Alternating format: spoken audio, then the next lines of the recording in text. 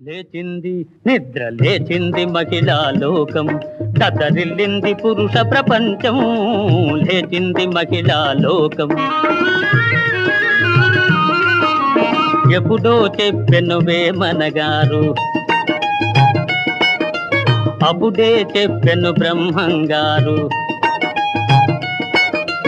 ఎప్పుడో చెప్పెను వేమనగారు, అప్పుడే చెప్పెను బ్రహ్మంగారు. ఇప్పుడే చెబుతాయను కోబులమా,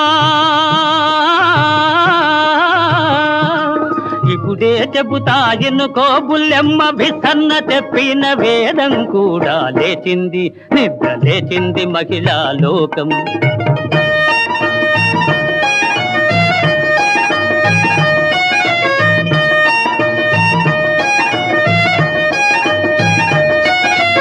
పల్లెటూళ్ళలో పంచాయతీలు,